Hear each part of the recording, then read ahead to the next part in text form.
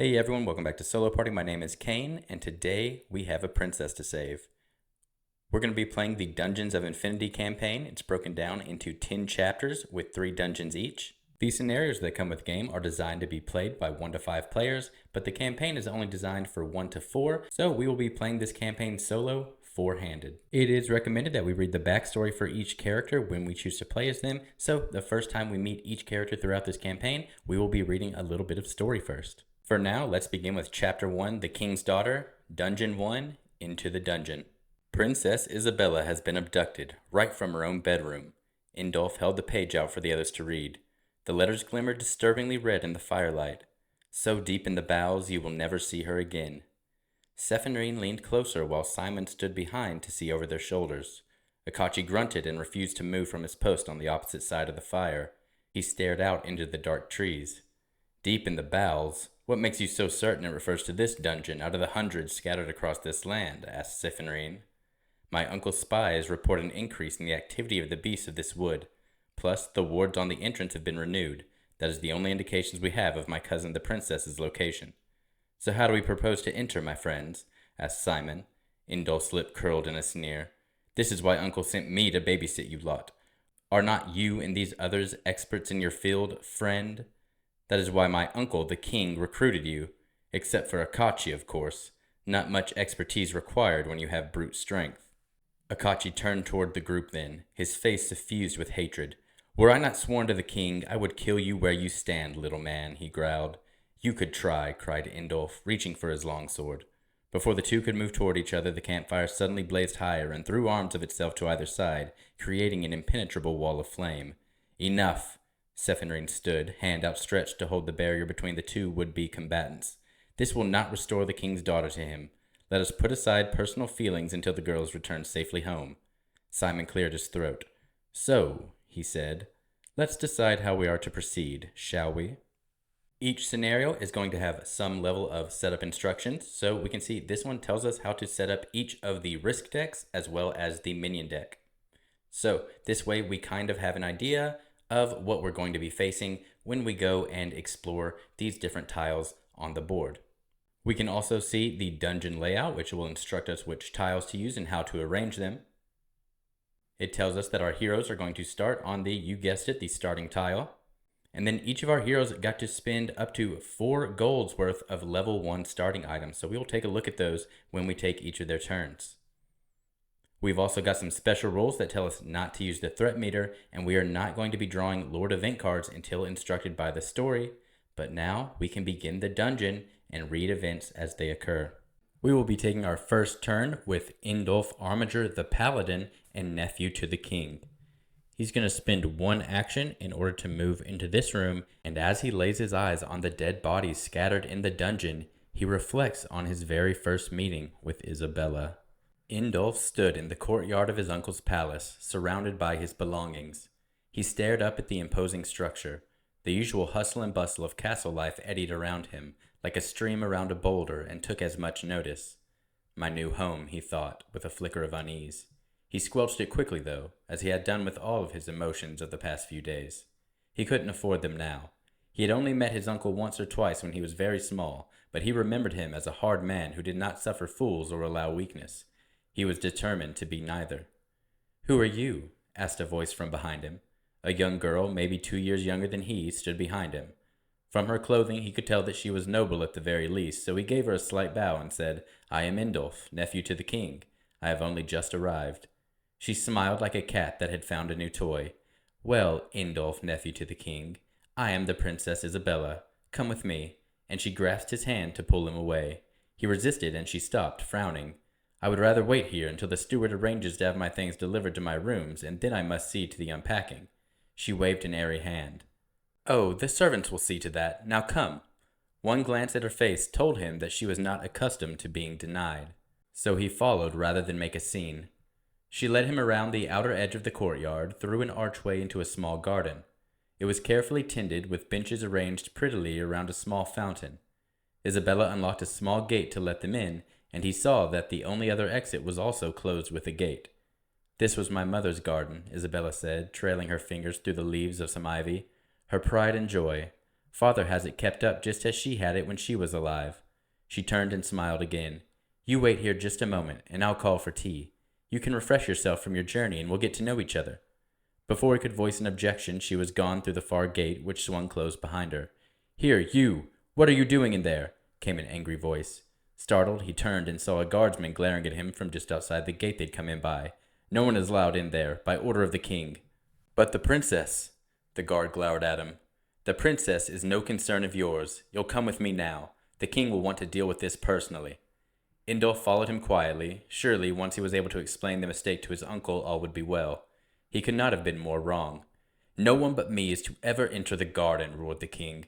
I am willing to make an exception this one time, since this is only your first day in my home, but I will expect you to follow my rules, as do all of my subjects. Sire, Princess Isabella said she wanted to have tea, he began, but the king interrupted him. My daughter would never flout my wishes in such a manner. I may be willing to be lenient for your ignorance, boy, but I will not put up with such cowardice. When you are ready to be a man and admit your own wrongdoing, I will speak with you again, boy. And with that, he was hustled out of the king's presence.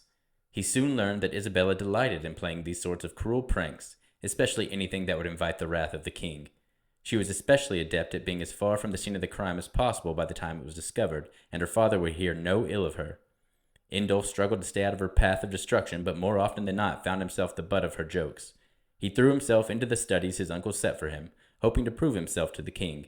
He had a quick mind and mastered the histories of war and was able to solve any task set to him by his tutors. He also flung himself wholly into martial study, becoming a master swordsman and strategist.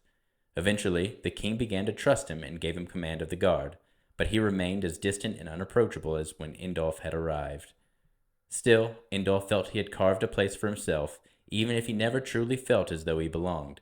Perhaps a person is only destined to have one home in his lifetime, and Indulf's had been lost with the death of his parents. So now let's take a look at Indulf's hero board. We have our black cube saying we are at level 1 to start out, and our experience is at 0 with our health at the max for level 1. We also have our 4 level 1 ability cards noted by that crown symbol in the top right.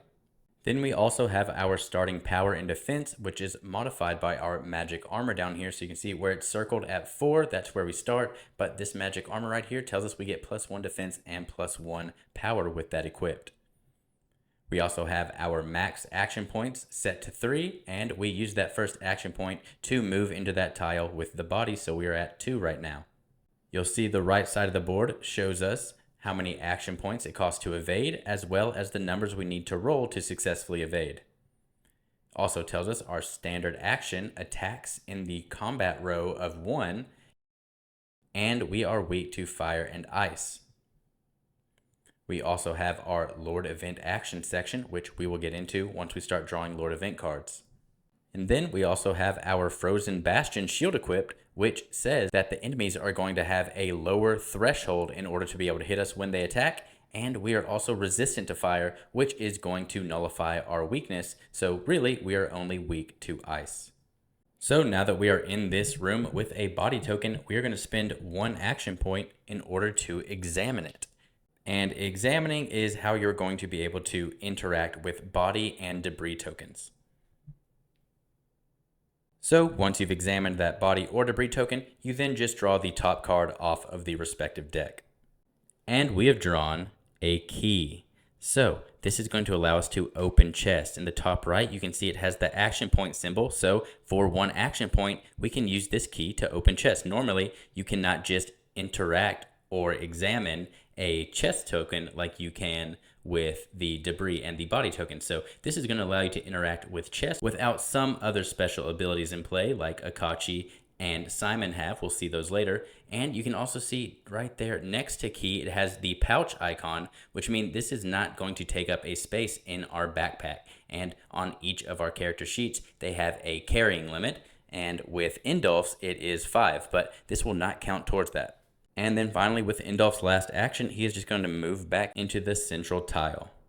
At the end of each character's turn, we're going to perform the end of turn maintenance. So the first thing we do is refresh our action points back to their max. We are not playing with a threat meter, but normally we would check if the threat meter is discarded. We draw a Lord event action and then adjust any counters applicable for turns. At the beginning of each round, you are supposed to roll for initiative for each of the characters, but since Indulf is our one required starting character, I went ahead and made him first. The main character's got to go first, right? So we'll roll for the rest of them. Simon with a 15. Cephenrene with a 17, and Akachi with a 4. And lowest goes first, so it will be Akachi, Simon, then Cephenrene. Now for our warrior, Akachi Bello. We have a starting health of 13, a starting power and defense of 5, but our power is being modified for +2 by our great axe. And we have starting action points of 3, but we have these Sandals of Insanity equipped, which are going to give us +1 action point per turn, but at the end of each round, we are going to lose 1 health.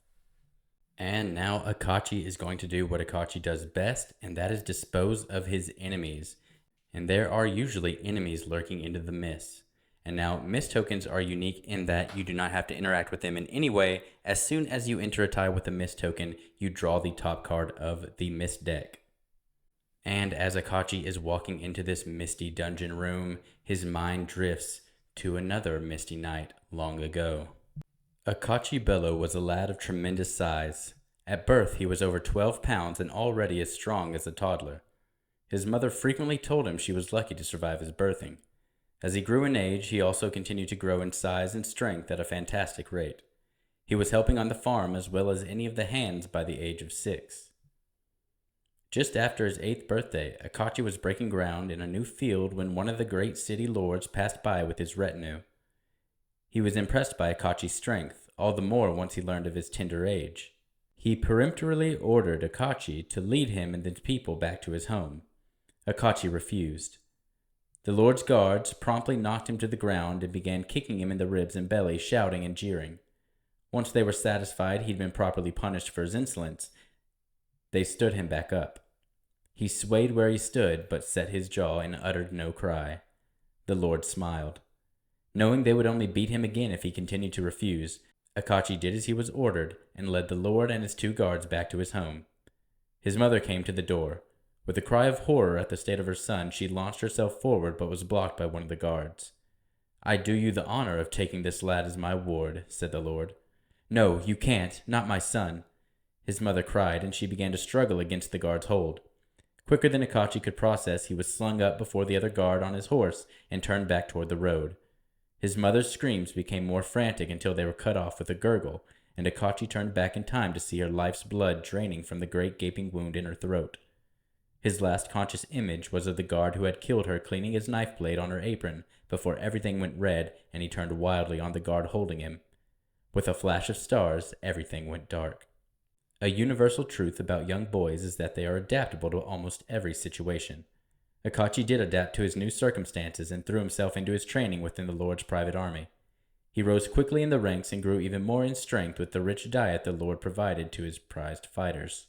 He never forgot how he had come to the Lord's service, however. He bided his time, watching as those that remained obedient were richly rewarded, while the insolent or lazy were simply disposed of like broken tools. The best soldiers were picked for some sort of special assignment and always returned loaded down with gold and artifacts. The day finally arrived when he received a summons to attend his lord after the evening meal. Akachi knew he had finally earned enough trust for one of the special assignments. He had no intention of finding out what was wanted of him. The extra trust meant lax supervision, and he would not waste this chance. While everyone else was still at the evening meal, Akachi slit the lone guard's throat and was away into the night. He went to the only place he knew, home. The journey was arduous, and he feared to be caught, but he finally made it, to the blackened ruin that had been his family home. A boy slept beside the ruins of his home that night, and a man rose the next morning. He made his living as the weapon he had been forged into, selling his strong sword arm and always traveling. One night, as he nursed an ale in a small tavern, he was approached by a knight of King Farnsworth, who made him an offer he couldn't refuse. Akachi's mist card is Help. You are covered in mist and it begins to ooze up your body. It wraps around your neck and begins to choke you. You feel the life draining from you. So we're going to place a -3 health token on this dungeon tile, and all heroes in this tile lose health. So Akachi is going to go down to 10 health, and then all heroes entering this tile will also lose this health. So we're going to have that token there as a reminder. And with 3 action points remaining, Akachi will go ahead and move again 1 space forward into the mist. And this time he draws Bogged Down. You walk into the room looking for any danger, but you see none. Suddenly, your feet begin to feel heavy. You look down to see your feet are covered in thick goo. Okay, so another negative condition token on here. We place a -2 action point token in this dungeon tile and on our hero board. All heroes entering this tile place a -2 action point token on the hero board, and you have to rest to remove that from your hero. Okay, so with that movement, we would have 2 action points remaining, but once we gain this, we're going to be down to 0, so that's going to be it for Akachi's turn. So now, due to this -2 action point total, our total has gone down to a max of 2, so when we refresh, we are only going to refresh up to 2 action points for Akachi.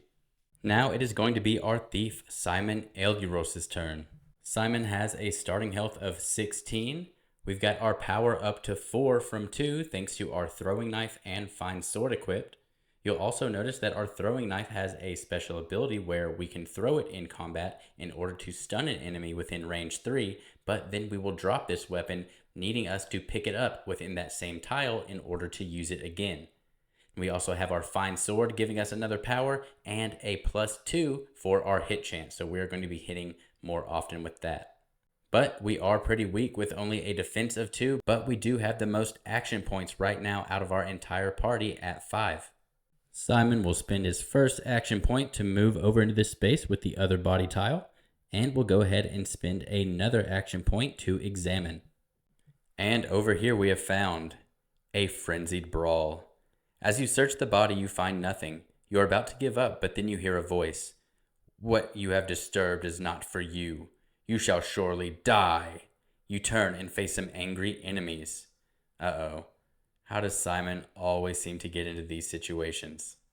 The hunter sighted his crossbow. The buck's head was just within sight through the branches, and if he was patient enough and quiet enough, the buck would take the last few steps needed to allow the hunter to bring him down. The hunter was good and did not move. He barely even breathed, and he held his crossbow in an easy grip that would not soon tire. The buck took a step further out of the brush, ears turning, ever alert for danger. The hunter waited. A mewling cry rent the silence of the woods.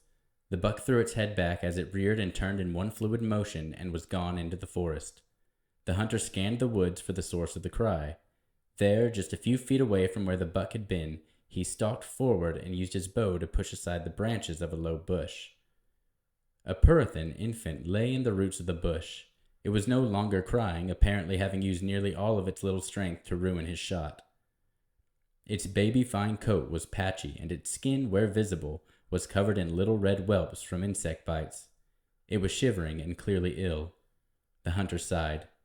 Yet another Purithan babe born to a mother who probably had neither the means nor the wit to care for it, left in the woods to die. He should at least give it a merciful death. He raised his crossbow again, and then hesitated. The babe's eye was open now, and gazed at him.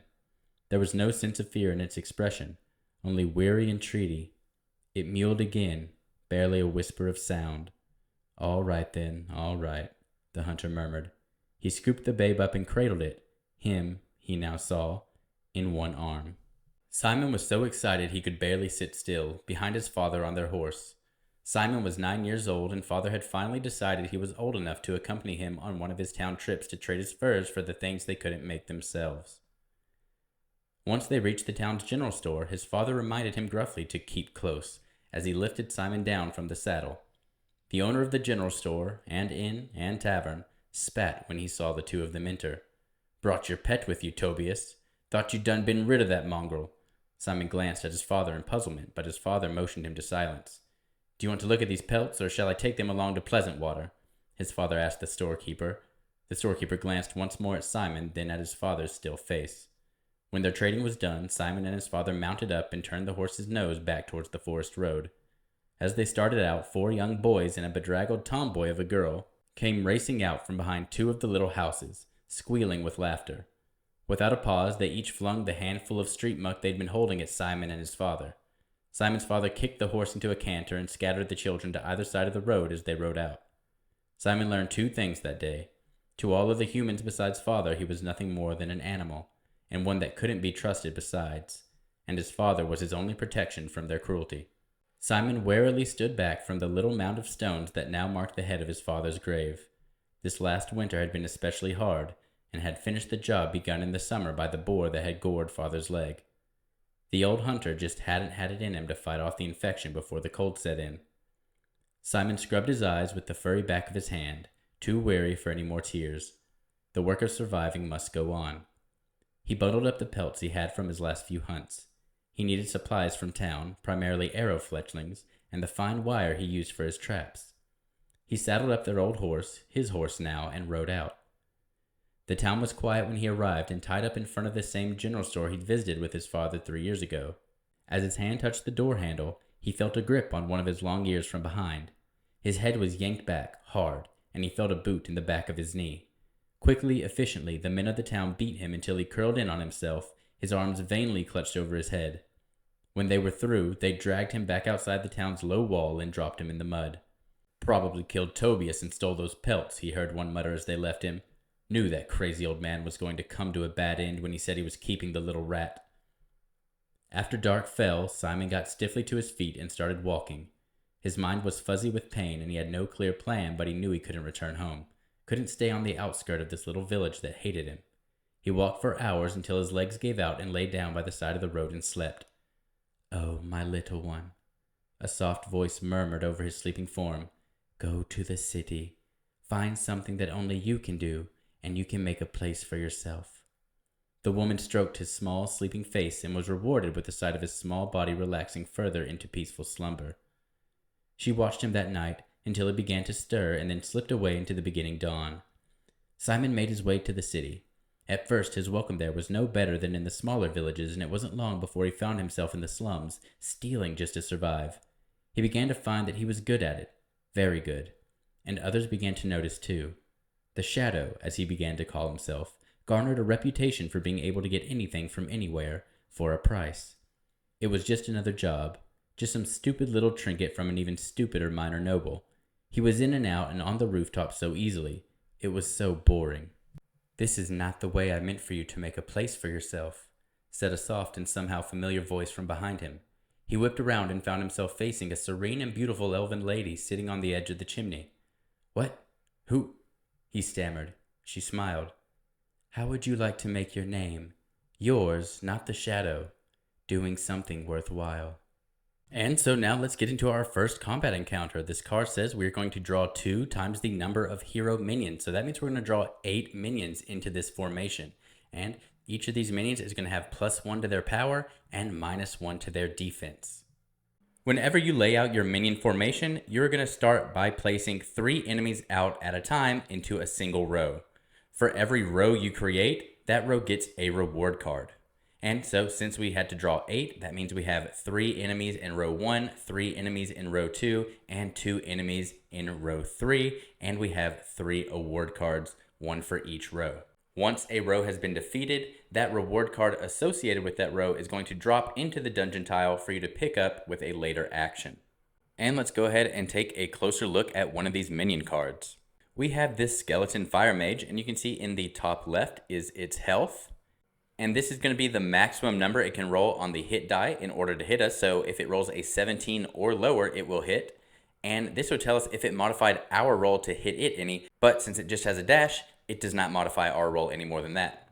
We also have at the bottom its power, represented by this number in the fist, and the maximum row it will be able to attack from. So this skeleton fire mage is able to attack in row 1, 2, or 3. It also tells us if we're weak to fire, it will be dealing 2 additional fire damage to us. Then over here on this side, we have its defense. So this number with the shield, 4, and it's weak to ice. So if we ever attacked with an attack that dealt elemental damage that was ice, we would also be able to add that to the total after we see how much damage we do past the shield. And now let's go ahead and start spending some of our action points to see how we're going to interact with these during combat. With Simon, we have 3 action points remaining. We'd spent 1 to move into the tile, 1 to examine the body, and now 3 more going into combat. We also need to remember, thanks to our Frenzied Brawl card, that each of these minions has +1 to their power and -1 to their defense.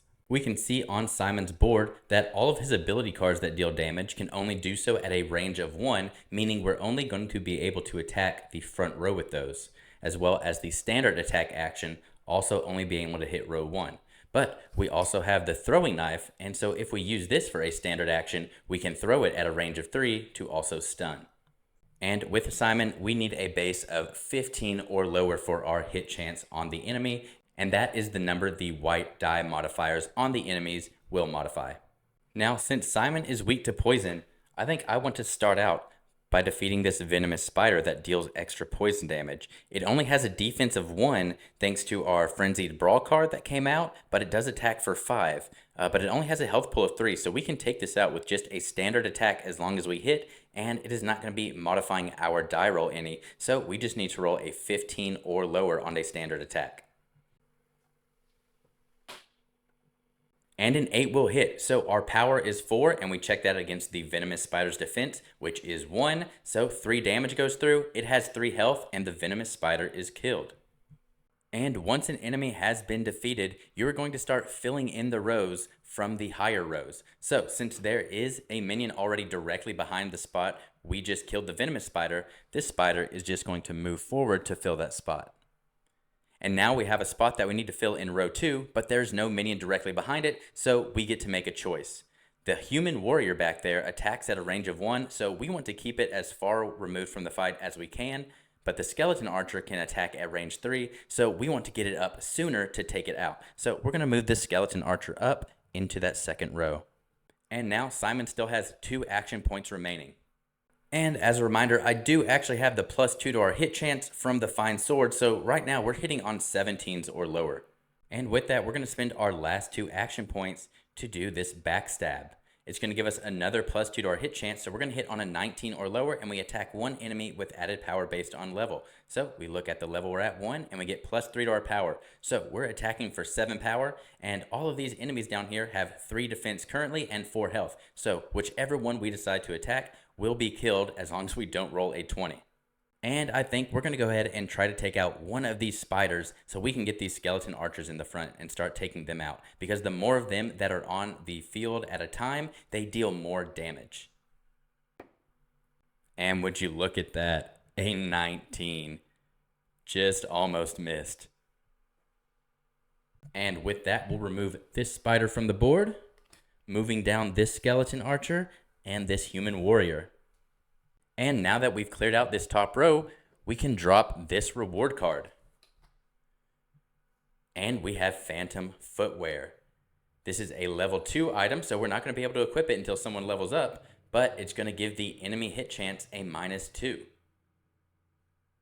To show this, I'll have the reward set aside, but it's going to have this marker that we'll place on the reward, and then this other will go on the tile to let us know where that loot is located.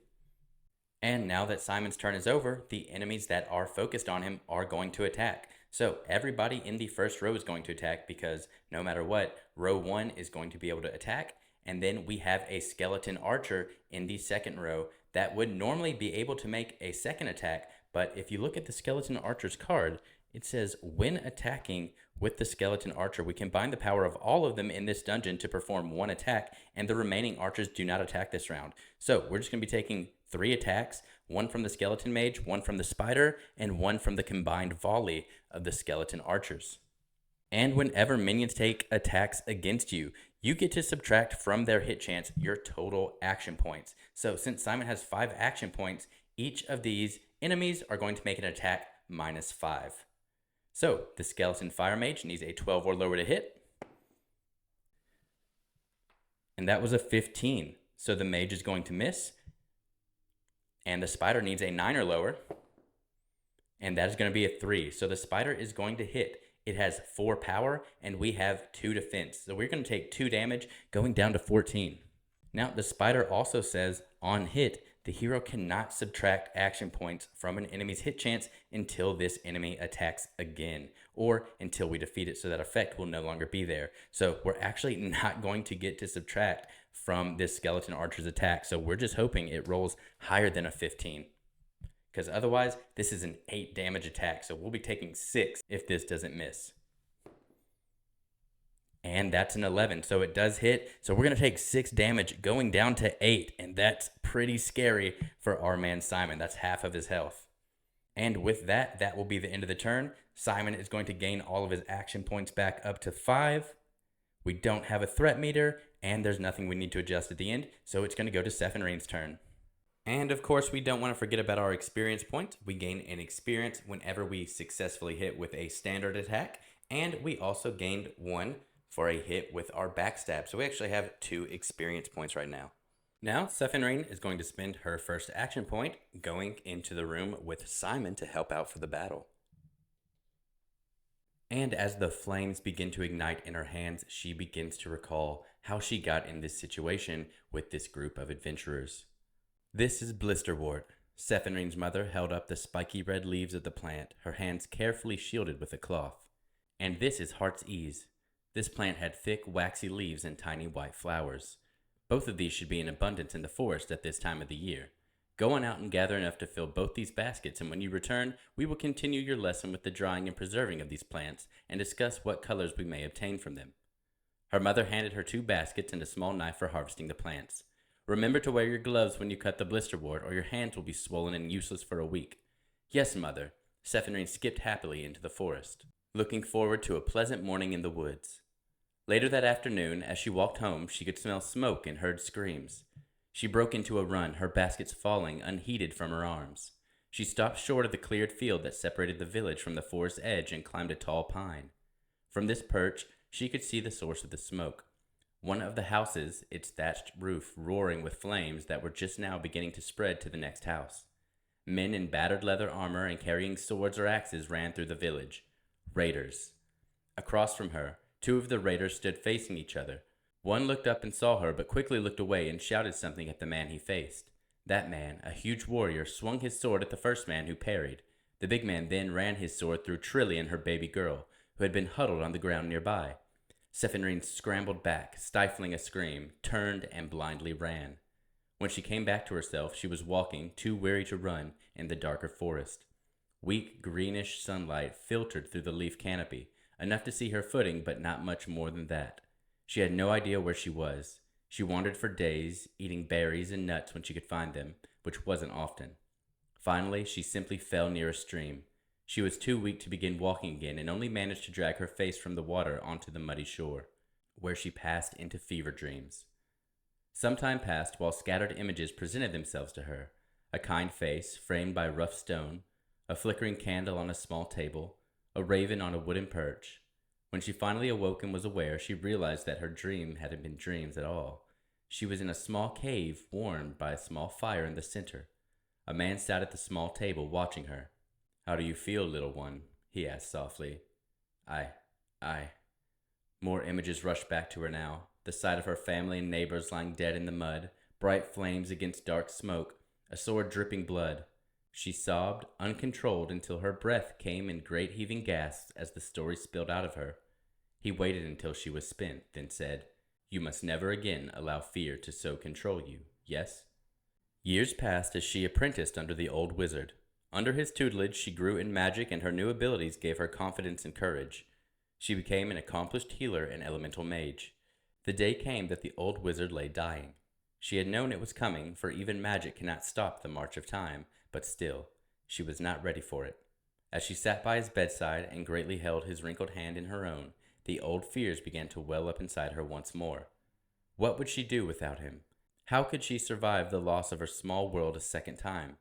She had not realized she had spoken these fears aloud until the old man answered her. "Girl, you will heal."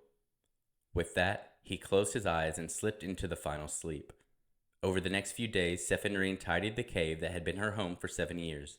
There were no small keepsakes to worry about, as the old man had preferred to live very simply. She slipped her spellbook into her pack and added her mentor's book as well. She looked back one last time at the cave that now looked like a simple traveler's way station, and then left to fulfill what she had taken as a command. She would go out into the world and heal.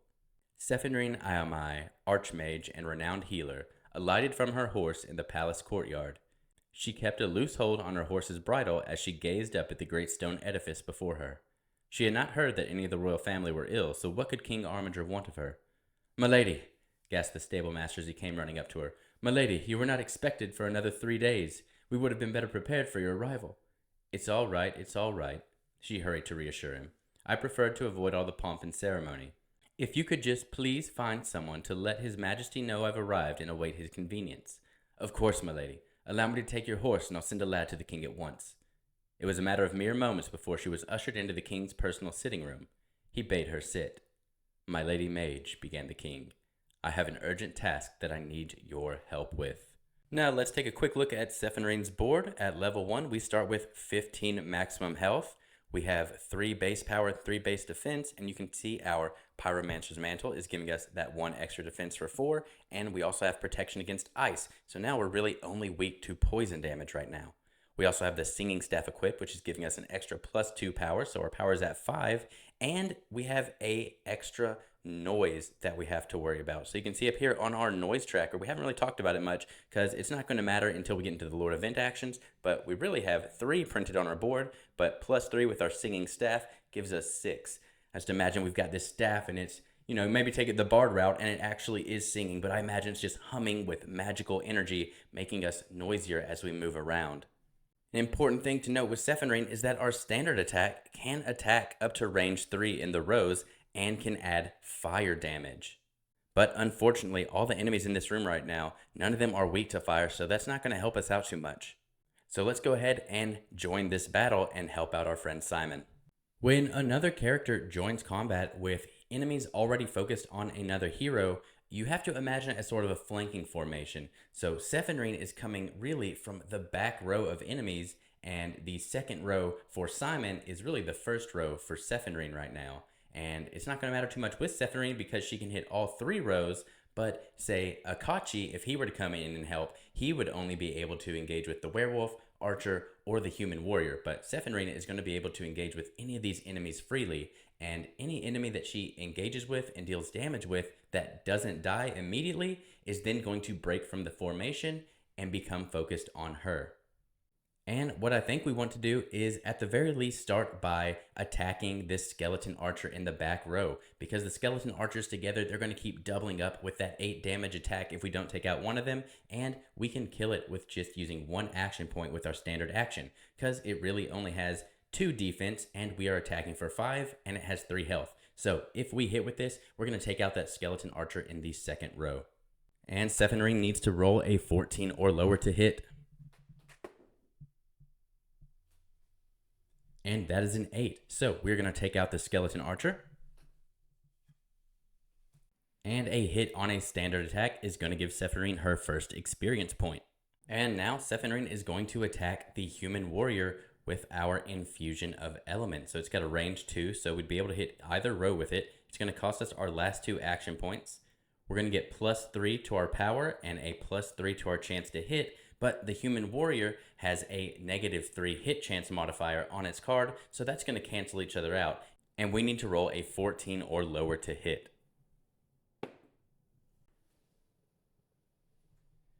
And that is a 3. All right, so we hit the human warrior. It's got 4 defense, and we attacked for 8, so that's going to be 4 damage, and we'll pull the focus onto Cephenrene. So Cephenrene will gain the 1 experience for successfully hitting. But now that her actions are over, the human warrior is going to have a chance to attack back. And it is going to be attacking for 9 power with 3 poison damage, which we are weak to, so we will take that poison damage if this hits. And as much as I love those special die, I'm just going to go back to this one. It's much easier to read on the camera. We need to roll a 17 or lower to hit, so very likely we're going to take a lot of damage here. Yes, another 8. So that means 9 from our 4 defense is 5 damage, then plus the 3 poison damage for a total of 8, taking Cephenrene all the way down to 7. And now at the end of the turn, we will just put her action points back up to 4. And now we will go to end of the round maintenance since everyone has had a turn to go now. And currently the only thing we have to do for end of the round is Akachi will take 1 HP loss from the Sandals of Insanity going down to 9. And now we go back to the top of a round and everybody will roll initiative to see what our new initiative order is. First we'll roll for Indulf and an 18. Then Simon, a 1. Cephenrene, a 20. And Akachi, a 7. So our turn order is going to be Simon, Akachi, Indulf, and Cephenrene. Now we are getting right back into combat with Simon here. We've got our full 5 action points, and we're going to start by spending 3 of them for a needle strike. So we can attack at range 1, so only our front roll. We get +3 to our attack, so we'll be attacking for 7, but we get -1 to our hit chance. It's also going to let us attack 2 adjacent enemies, and we have to roll for each attack, and we could get 2 experience if we hit both of them. So since we're attacking for 7 and their defenses are at 3 and health is at 4, if we hit, we will just take both of these enemies out. And we're going to start with the Skeleton Fire Mage and then the Spider. Both of them don't have any further modifications to our roll, so we just need to roll 14 or higher to hit. We'll start with the Skeleton Mage. And a 9 will take care of the Skeleton Fire Mage. So we'll remove it from the board and gain 1 experience, putting us at 3. And now the Spider. And a 13 will be just enough to do it. And we will get 1 more experience from that, putting us at 4. So we have 2 action points left, and we are going to move the werewolf down into row 1. We only have 2 more enemies left in this formation. That's pretty good. And I keep forgetting about the +2 bonus from the Fine Sword, but we didn't need it there. We still hit without the bonus. Now Simon really does not want to risk an attack from this werewolf, and it will attack him at the end of the turn because it's now in the front row where it can make an attack. So we're actually going to use a standard attack and use our throwing knife so we can stun the werewolf as long as we hit. Stunned enemies will not be able to make attacks at the end of our turn, so we really want this to go off. It's just a standard attack, so we need to roll a 17 or lower thanks to our Fine Sword. And the werewolf is going to modify that by a -2. So back to our regular 15 or lower to hit. And a 7 will hit. So we just attack with our base power, which is 4, and the werewolf's defense is at 4.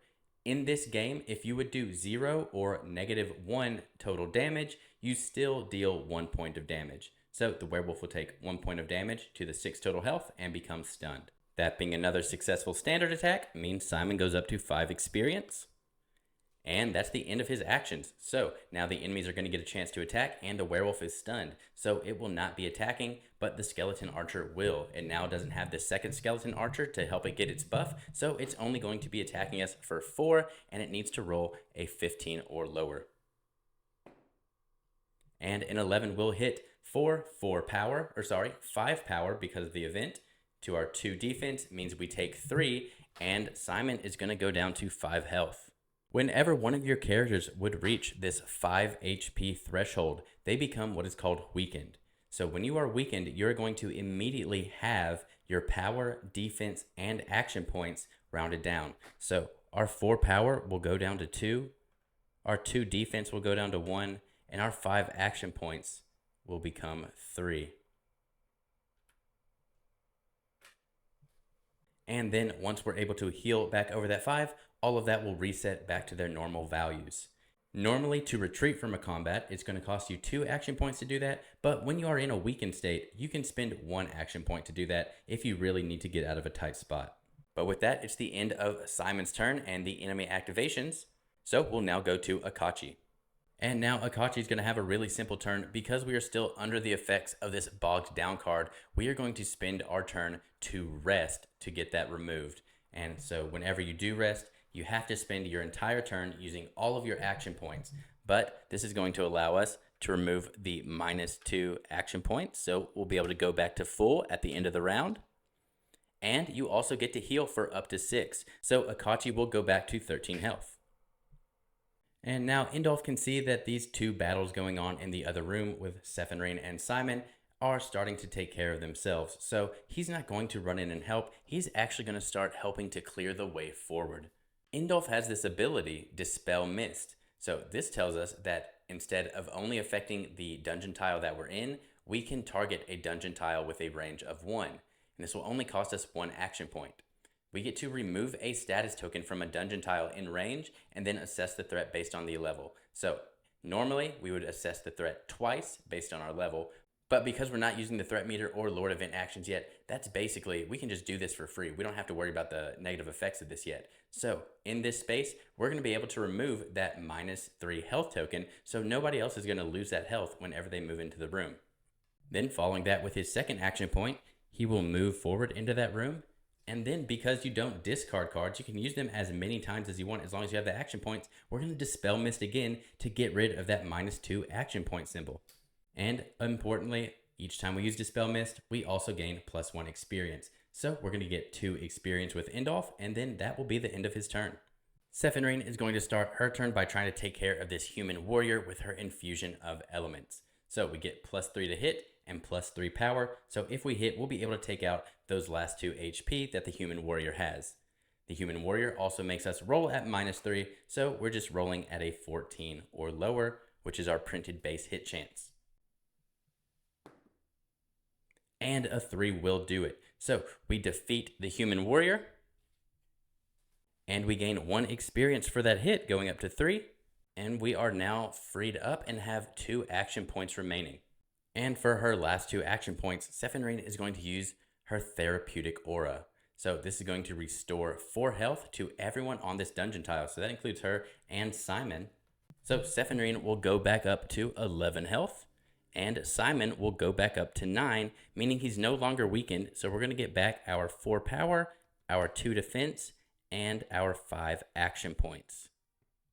Then for the end of round maintenance, we just have to have Akachi lose the 1 HP from the Sandals of Insanity, going to 12 HP, and now we will re-roll our initiative.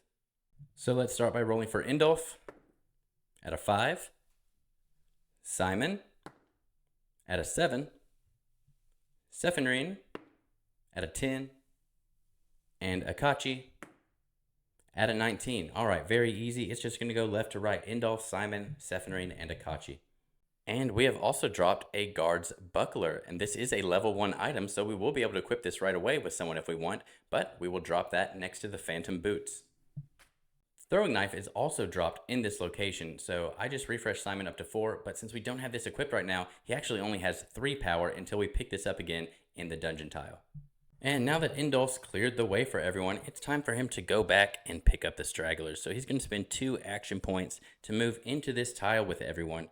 And we're going to use our last action point for a standard attack. So we have 5 power. We're going to attack the Skeleton Archer, which has 2 defense and 3 health. So if we hit with this, the Skeleton Archer will be defeated. Thanks to the Skeleton Archer's -1 hit chance modifier for us, we need to roll a 13 or lower to hit. And unfortunately, we went in there and we tried to help, but we just got in the way. We made an attack and we missed. So that Skeleton Archer is going to stay there and we are not going to gain an experience point. And that will be it for Indulf's turn. Then, because we attacked the Skeleton Archer, even though we missed, it is going to break formation and engage with Indulf. And it will now have a chance to attack in return. So it's going to be attacking for 5. And thanks to our Frozen Bastion, it needs to roll a 13 or lower to hit.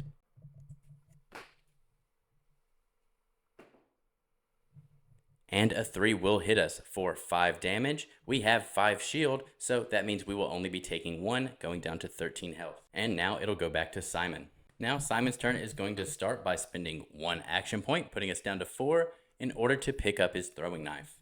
This will put our power back to 4. And then we will spend 2 of our action points to backstab the werewolf.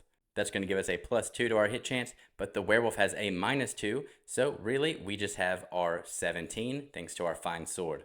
And this is going to be an attack for 7 total power at 4 defense, so if we hit, we will deal 3 damage. And a 10 will do it, so 3 damage to the werewolf puts it at 4 damage with 2 HP remaining. And then we're going to spend our last 2 action points to attempt another backstab, so if we hit, we will defeat the werewolf and drop that last loot. And a 14 will do it, so the werewolf is defeated. And sorry, we actually still have the skeleton archer that originated in that formation engaged with Indulf. So we have to defeat that skeleton archer first before we can reveal this last loot. But that is all of the actions that Simon has left available to him. So it's going to be the end of the turn, and he'll go back up to his 5 action points. And Simon, of course, gained another experience from that blow to the werewolf, putting him at 6. And now Cephenrene, thankful for Indulf's attempted help, is going to show him how it's done and roll to try to defeat this skeleton archer. So we have a 14 hit chance. The skeleton archer has a -1 to our hit chance modifier. We need to roll a 13 to defeat it here. We're attacking for 5 to a defensive 2 with a health of 3. And an 8 will do it. Cephenrene shows Indulf how it's done. She gains 1 experience point, going to 4. That last skeleton archer is defeated, and we can finally reveal this last loot, which is a Cloak of Nightmares. Now, this is a level 4 item, so it's going to be a long time before any of us can equip this, but this is now dropped in this pool of items as well. With 3 action points remaining, we're going to use 2 of those for another therapeutic aura. So now Cephenrene, Simon, and Indulf are all going to heal for 4. That puts Cephenrene back up to max of 15. Simon will go to 13. And Indulf will go to full at 14. He'd only taken that 1 damage. And we gain an experience point for that use, putting Cephenrene at 5. And with her last action, she will go ahead and pick up that Cloak of Nightmares, knowing she won't be able to use it for some time, but she will be very happy for when she can. So Cephenrene will now set back up to her 4 action points, and we will move to Akachi. Akachi, being the bold warrior that he is once again going to step into the mist. Apprehension. You are covered by the mist. Fear begins to well up inside you. You know how dangerous the mist can be. You wait and you wait, but nothing happens. It's just fog. All right, so Akachi finally caught a break there with the mist. We know from setup that our goal is going to be located in one of the chests, either that one on the far right or that row of 3 on the left. And I don't see any reason not to go for the 3 on the left. So Akachi will spend 1 more movement to move into this pile of debris. And I think he would like to go ahead and spend an action to examine that debris. And he found this teleportation scroll. So it's going to cost us 2 action points, and it's a one-time use. See, we can discard it there with that symbol to place 1 hero into any other revealed dungeon tile. So good for getting some people caught up or for getting us out of a jam. And with his last action point, he's going to move into this room with the chest. We then go to the end of round maintenance, where Akachi will take 1 more HP loss, going down to 11. And we will reroll for initiative. Starting with Indulf. 14. Simon. 7. Cephenrene. 11. Akachi. 1. So it's going to be Akachi, Simon, Cephenrene, Indulf. Now remember what I said earlier about rooms with chests and needing keys to open them, which was nice that Indulf got that key earlier in the adventure. But Akachi does have an ability, Bash, that is going to allow him to open a chest without a key. So this is going to cost him only 1 action point, and he will gain an experience for using this. So we're going to spend 1 action point to open this chest in the room we're in. And he drew just some gold. All right, so a gold. This does take up a backpack slot, and it only has a value of 1, but it's just a pocket of gold for Akachi. He has a carry limit of 6 though, so we're only at 2 with the scroll and gold. Then we will spend another action point to move into this room to the south of us, and then do the same thing, bash again. So we'll get to open this chest and gain another experience point. Akachi just running around, bashing all of these chests open for some more gold, this time a gold of a 2 value. And so his rampaging has brought him a little bit of riches, and he'll spend his final action point to move back into this room tile. Now for Simon's turn, he's going to spend his first action point to pick up that loot that we dropped earlier, the Phantom Footwear. He's the closest out of our people to getting to level 2, so hopefully he can equip this sooner rather than later. He is then going to use his last 4 points of movement to rush ahead and try to catch up to Akachi. And then it is Cephenrene's turn. Cephenrene is more or less going to do the same and just spend 4 points of movement to catch up. Then finally, on Indulf's turn, he's going to spend 1 action point to pick up this last piece of loot, the guard's buckler. He's already got a shield that is frankly better, but we can maybe sell that at some point for some more gold.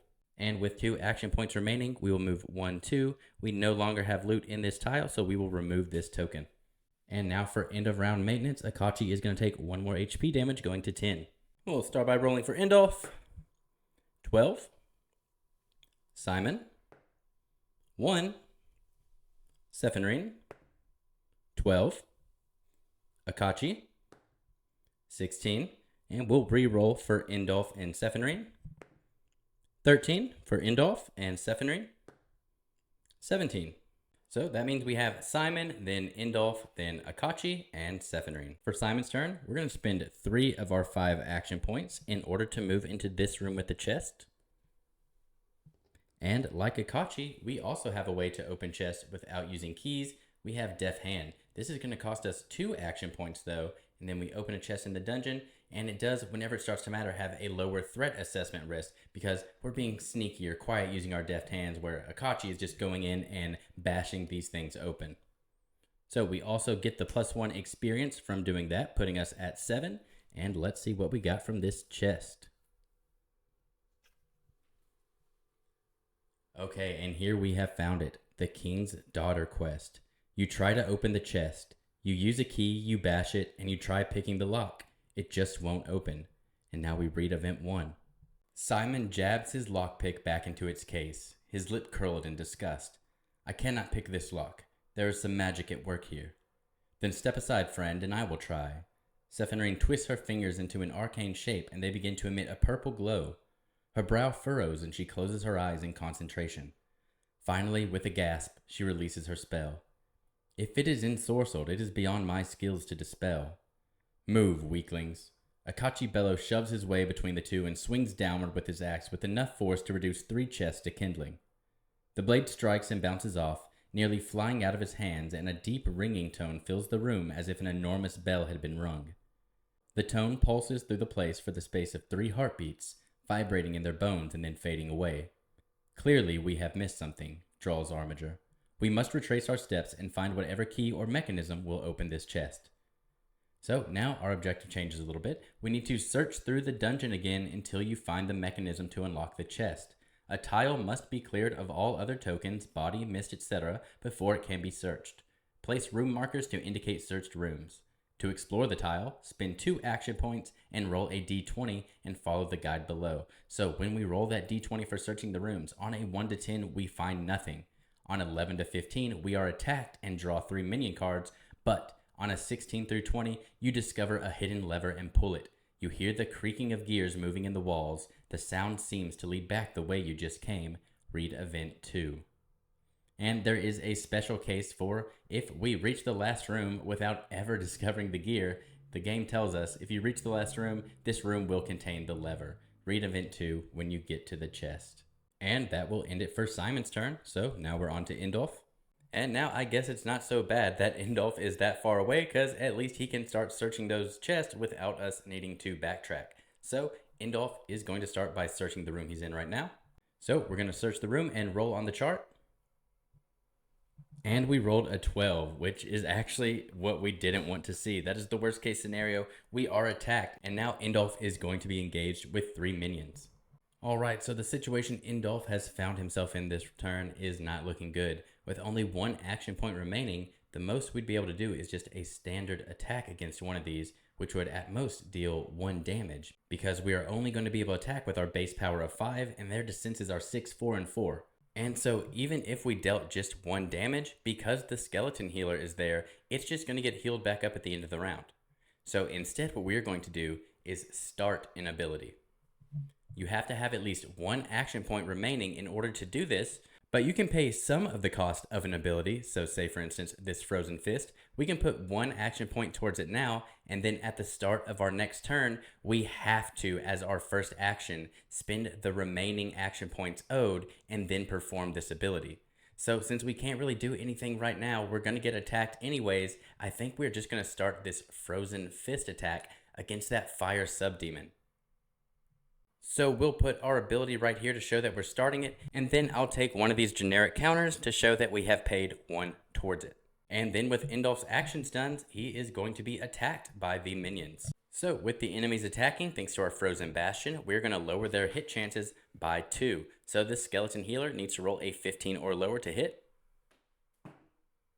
And that's a 7, so that's going to hit, dealing 1 damage to us because we have 5 defense, so we have 13 health.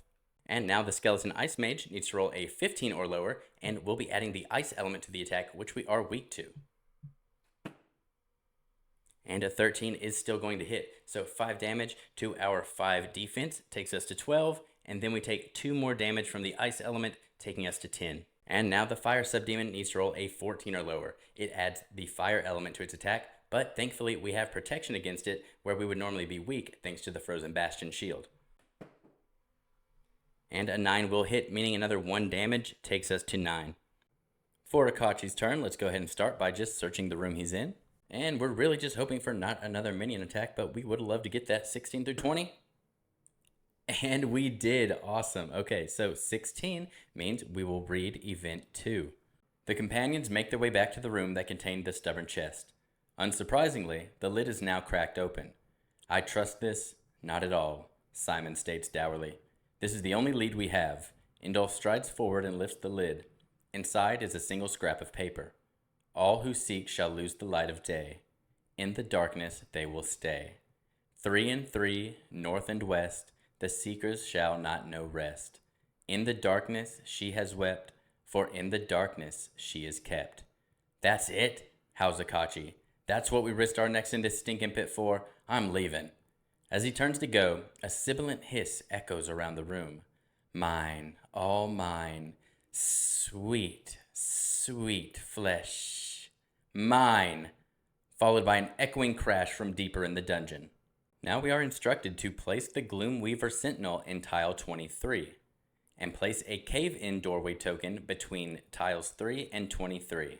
Now we begin drawing Lord Event cards to determine the Gloomweaver's movement. It will act as a dungeon lord, and our goal is to dig out of the dungeon and escape. So obviously this miniature does not come with the game. This is from Kingdom Death Monster expansion, the Spidicules, but I love its presence here on the board as this nasty little Gloomweaver.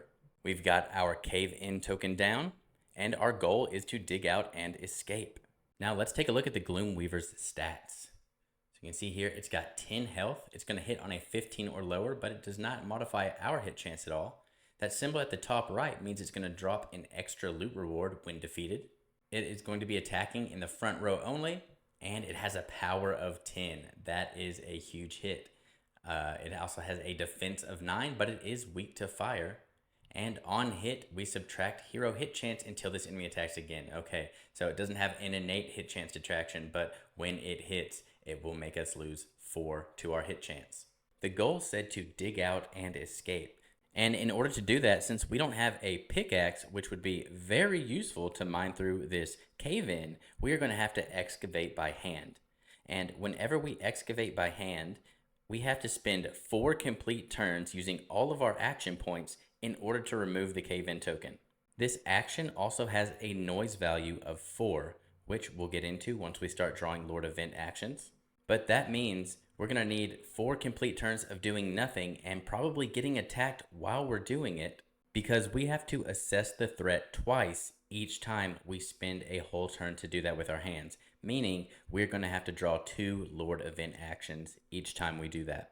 So it's still Akachi's turn, and we have 2 action points remaining, and he's going to start his ability Enrage. So we're going to use 2 towards the 3. This is going to give us power based on level. So level 1, we get plus 4 power for 2 full rounds, but the enemy will also have an increased hit chance on us. So that will be it for Akachi's turn. And now let's take a look at his board so we can go over these Lord Event actions and how we're actually going to start moving around this Gloomweaver. So during your end of turn maintenance, based on the Lord Event actions that you completed for that active hero, so for Akachi, move, run, or combat, you would then draw 1 Lord Event card for each of those. But all Akachi did here was search that tile and then start an ability. So he actually didn't do any of those Lord Event actions, so we do not have to activate the Dungeon Lord at this time. But when we start doing those actions with other people's and everyone's board is different, like Simon, for example, has no Lord Event action icons, so he's kind of free to move around and do what he wants, and he will not trigger the Dungeon Lord. But with that, we will go to Cephenrene, our last hero for the round, who happens to be stuck in that room with the Gloomweaver. Now on Cephenrene's turn, you can see that she does not have move as one of her Lord Event actions, so she can freely move out of this tile without triggering a Lord Event action. Even though that's the case, she currently has the highest noise thanks to our singing staff giving us that bonus +3 noise, so she could be targeted if we happen to draw a Lord Event that targets the highest noise character. So what we're going to do so she doesn't get attacked is a sneak action. To perform a sneak action, we're going to spend 2 of our action points, so that puts Cephenrene down to 2. And then we're able to move 1 tile, and we set our noise to 0. So now instead of 6, we have 0 noise, and we cannot be attacked or targeted by the Dungeon Lord this turn, even if it were to draw a card that said the lowest noise character gets targeted. So we're actually going to move over here into this tile with the debris. And we will go ahead and spend 1 action point in order to examine and see if we can find anything useful. And we found a power scroll. So another 2 action point scroll that is a one-time use, but for 3 rounds, we will gain +2 power to all heroes in our dungeon tile. So if we wanted to try to take out the Gloomweaver, this is going to be definitely an ingredient to that recipe. And then we still have 1 action point remaining, so we can just move normally with our last action point back into this tile. And that will be it for Cephenrene, and we will go to our end of round maintenance.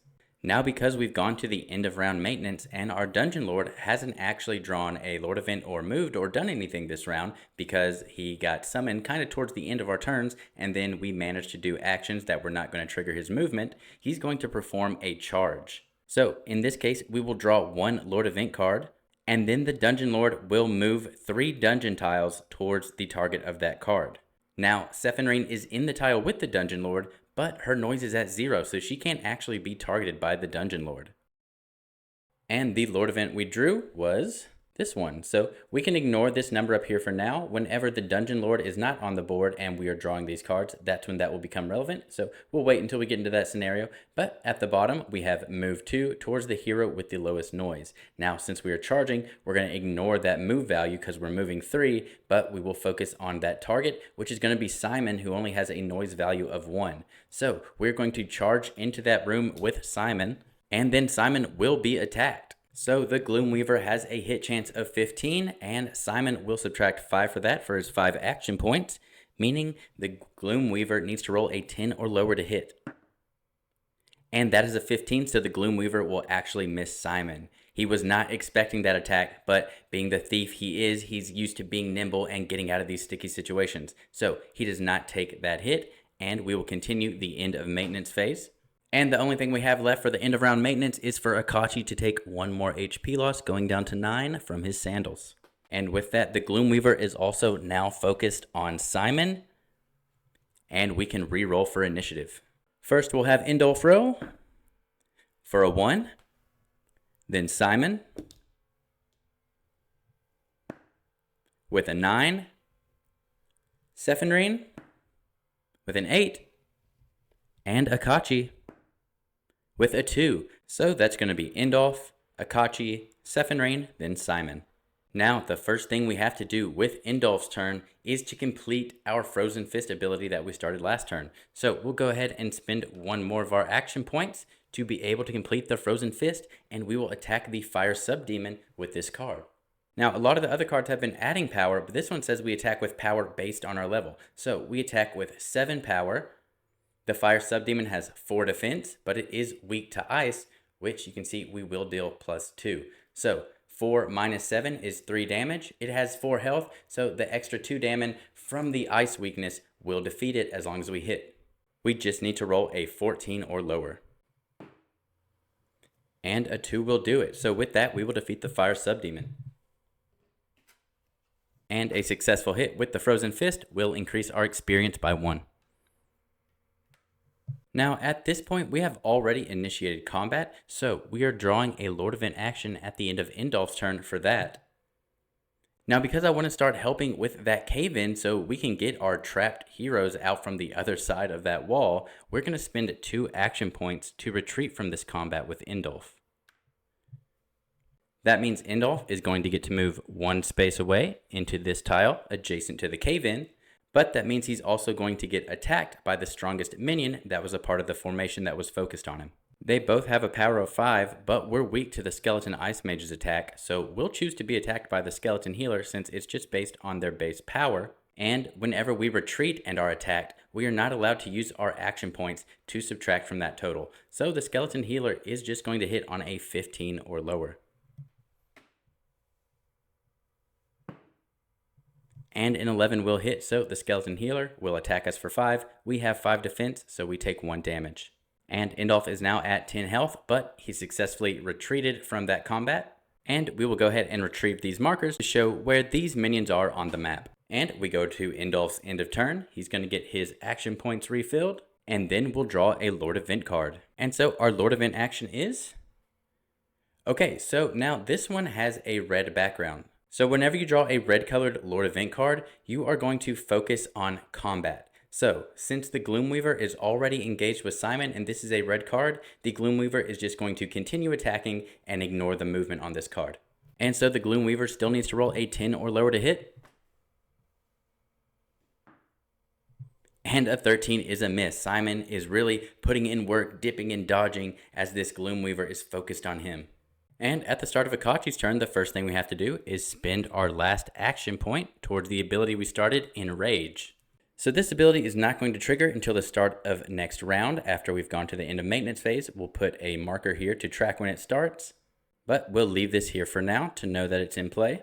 Next, Akachi is going to spend 1 action point to move into the tile with the Gloomweaver and Simon. This is one of Akachi's Lord Event actions, so we'll be drawing at least 1 during the maintenance. Then Akachi is going to use his last 2 action points to use the teleportation scroll to send Simon into the tile with Cephenrene. And now Akachi will go back up to 4 action points for the end of the turn, and we will go ahead and draw 1 Lord Event card.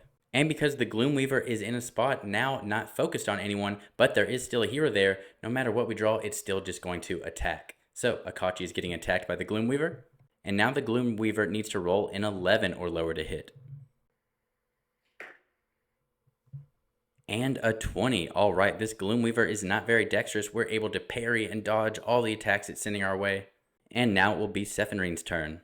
Now for Cephenrene's turn, we are going to start digging out of this cave-in by hand. So Cephenrene has to spend all of her action points in order to get 1 of our 4 counters needed to dig through this wall.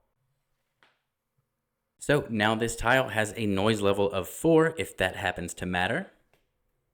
And we have to assess the threat twice. So we're going to draw 2 Lord Event cards. The first card is to move 1 towards the closest hero. Now, this is a blue card, not a red card, so it's going to focus on movement.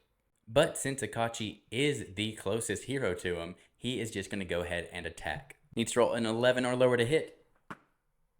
And a 2. The Gloomweaver finally gets a hit off. And so the Gloomweaver is attacking for 10.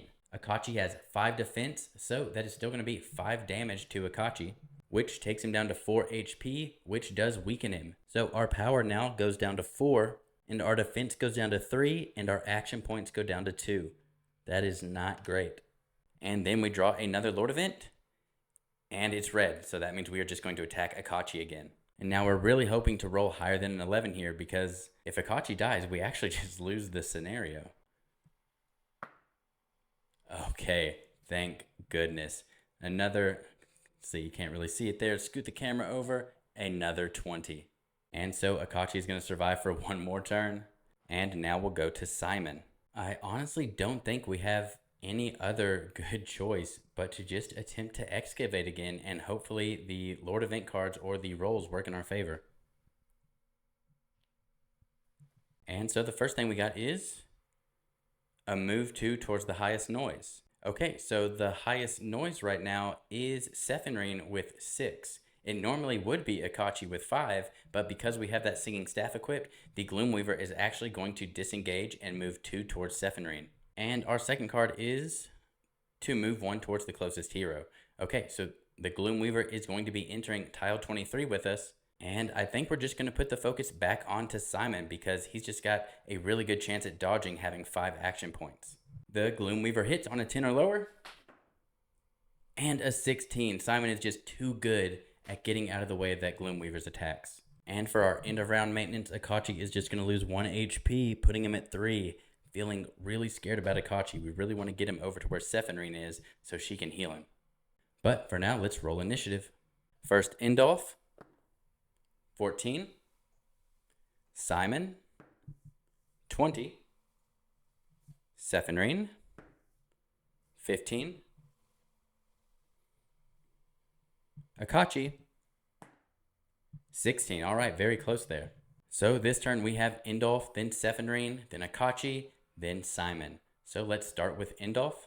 For Indulf's turn, he is just going to keep helping from the other side, spending all of his action points to once again excavate by hand, so we have to draw 2 more Lord Events. The first is a red card, so he's just going to attack Simon.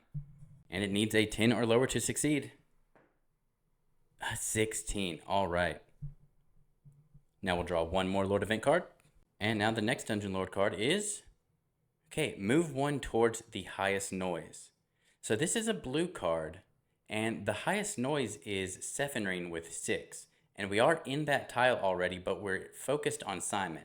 So if I'm interpreting this correctly, I think all this means is that the Gloomweaver will instead move to focus on Cephenrene, but won't attack. Correct me if I'm wrong in the comments. Now that the Gloomweaver is focusing on Cephenrene, she is going to do something about that. We're going to first spend 2 action points to use our power scroll. So this power won't come into the play until the start of the next round, but it's going to give everyone in this tile +2 to their power. That's going to be amazing.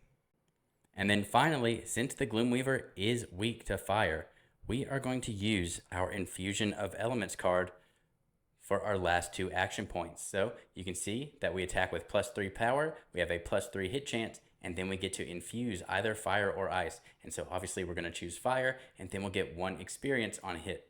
Now we only need to roll a 17 or lower to hit. And we rolled a 17. That's perfect. So our attack of 5 is not enough to break through the 9 defense, but since we added the fire element, we're going to get to deal 2 fire damage to the Gloomweaver, taking it down to 8. And because we engaged in combat for that round, that is one of Cephenrene's Lord Event actions. We're going to draw a Lord Event card. And this one is red. So Gloomweaver is focused on Cephenrene and going to attack back. Gloomweaver needs to roll an 11 or lower. And a 19. All right, Cephenrene, watching Simon duck and dodge, is able to get some of that herself and evade the Gloomweaver's attack.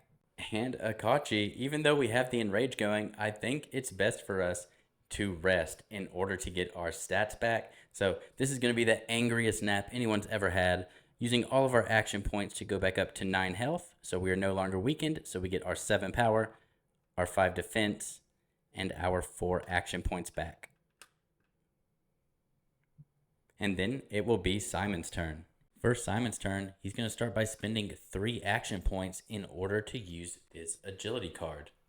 So it's cost 3 action points, and it's going to give us +4 to our attack power. And if we hit the enemy, they're going to get a -5 to their hit chance against me until the end of the round. Simon needs a 17 or lower to hit, and that is an 8. So +4 to our attack power means we are attacking with 8 against the Gloomweaver's 9 defense. So a -1 total means we still get 1 damage through, and the Gloomweaver now has 7 HP. Then the Gloomweaver will switch its focus over to Simon, and Simon is going to start the agility ability again by paying 2 forward. So at the start of his next turn, he'll spend 1 more to perform that same attack again. And that will be all of Simon's turn, and he actually has no Lord Event actions, so even though he did do combat with the Gloomweaver, that is not going to trigger its reaction, and we will go to the end of round maintenance. Akachi will take 1 damage, going to 8 health, and then we will put a marker on both the Power Scroll and Enrage. So Enrage is on its last turn, and Power Scroll will start up next turn. So we will go ahead and start rolling for initiative.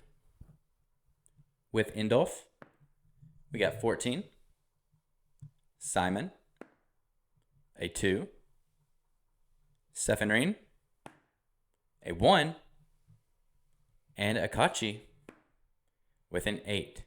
So our order for this round is going to be Cephenrene, Simon, Akachi, then Indulf.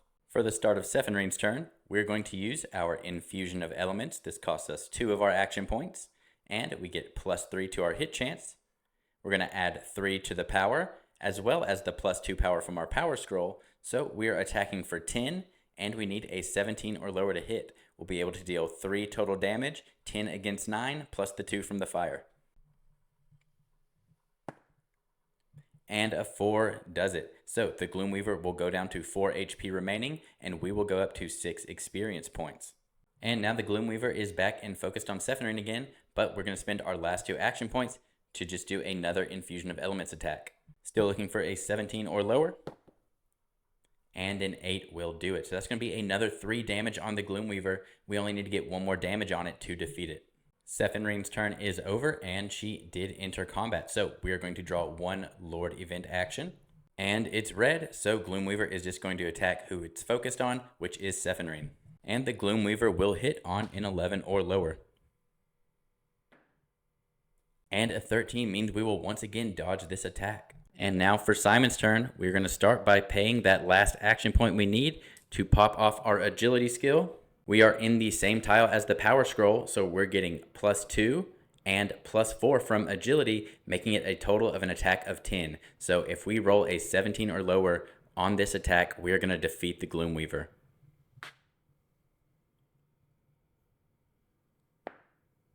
And a 4 is going to get that last damage in that we needed. We gain an experience from that attack, putting us at 8. Cephenrene also, forgot to mention, gained the 1 from her second attack, putting her at 7.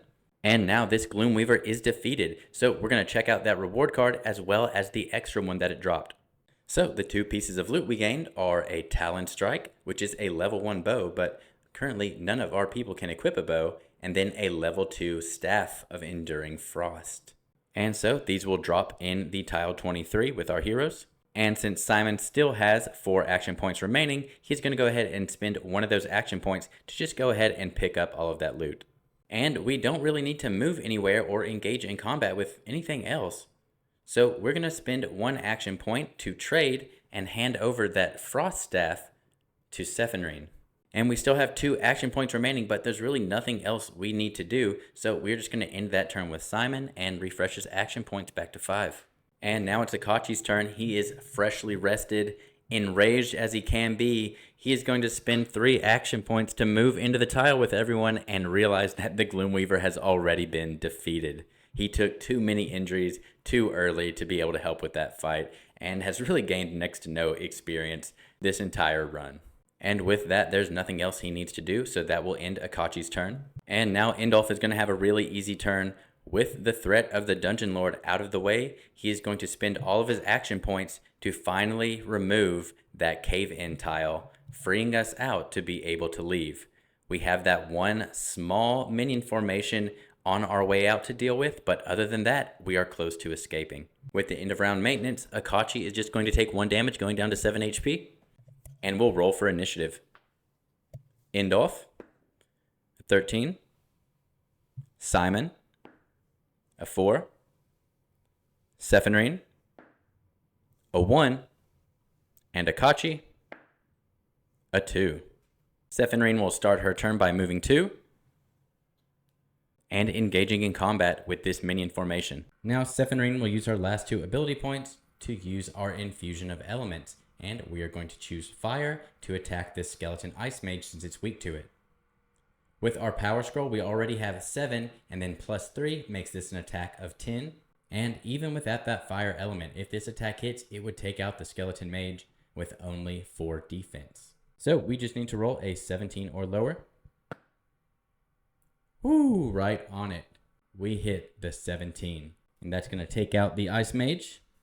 And then with no actions remaining, the skeleton healer is going to attack Cephenrene. And it needs to roll a 17 or lower as well. And a 3 will hit, so 5 going at our 4 defense is only 1. So Cephenrene will take 1 damage going to 14. And of course our infusion let us gain 1 experience, so Cephenrene is at 8. And at the end of her turn, she will get her action points back up to 4, and it will be Akachi's turn. And Akachi will spend 2 of his 4 action points to move into the room with Cephenrene.